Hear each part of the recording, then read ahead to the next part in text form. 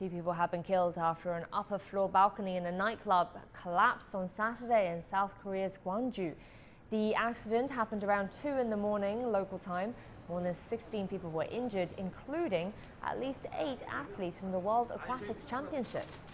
Local authorities say most of the athletes injured are water polo players from the US, New Zealand, the Netherlands and Italy. And they were out celebrating their championship victories when the balcony collapsed.